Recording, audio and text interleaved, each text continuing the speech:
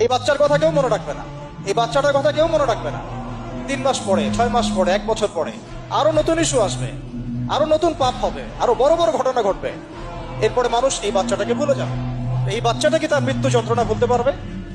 তার সম্মানহানি ভুলতে পারবে? তার পিতামাতাকে ভুলতে পারবে? এখন প্রশ্ন হচ্ছে, তার পিতাকেও যদি আমরা জিজ্ঞাসা করি, ইসলামে রেপের শাস্তি হচ্ছে মৃত্যুদণ্ড, আর ব্যভিচারের শাস্তি হচ্ছে অর্ধেক কোমর পর্যন্ত পুঁতে পাথর নিক্ষেপ করে হত্যা করা।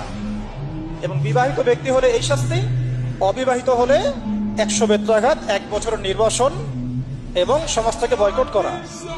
আর ধর্ষণ হলে সরাসরি মৃত্যুদণ্ড। 3 মাস সময় লাগার কথা না, 3 দিনের মধ্যেই করা সম্ভব।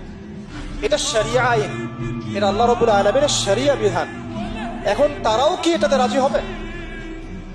যারা শোক প্রকাশ করছেন তারা কি এই বিধানটা কার্যকর করতে রাজি হবেন? ধর্ষককে সবার সামনে প্রকাশ্যে মৃত্যুদণ্ড দেয়া হোক?